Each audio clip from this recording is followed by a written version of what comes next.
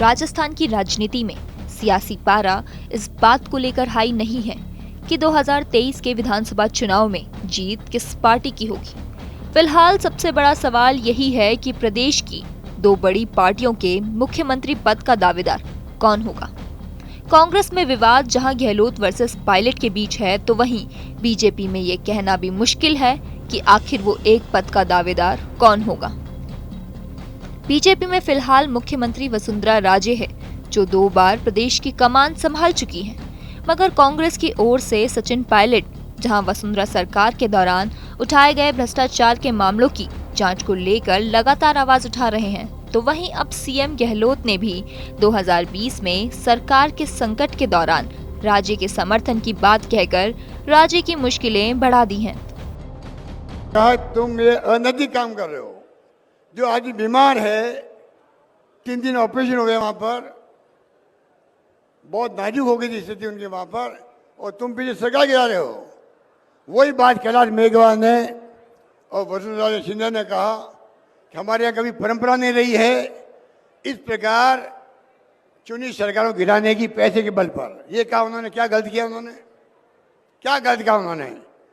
और शोभा रानी ने उनकी बात सुनी, वसुंधरा जी की और कैलाश मेघवाल की। इनके अंतरात्मा ने कहा कि मुझे भी ऐसे लोगों को साथ नहीं देना चाहिए। क्या गलत किया शोभा रानी ने, इसलिए हमारी सरकार बची है। एक कहावत है, आगे कुआं पीछे खाई।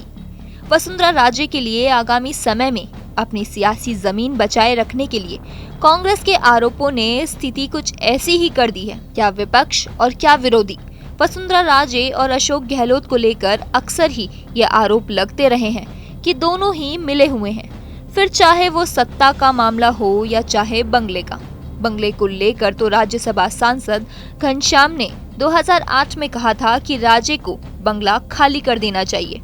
उस वक्त घनश्याम तिवारी और वसुंधरा राजे की अदावत अपने चरम पर हुआ करती थी।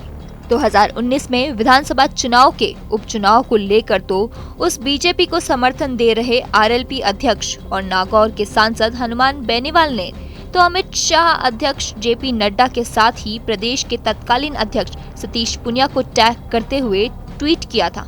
अमित शाह जी, जेपी नड्डा जी, सतीश पुनिया जी, लोकसभा चुनाव और अब खिमसर उपचुनाव में भी वसुंधरा राजे और पूर्व मंत्री यूसुन खान ने आरएलपी का बीजेपी के संगठन के बावजूद कांग्रेस प्रत्याशी के चुनाव में खुलेआम मदद की।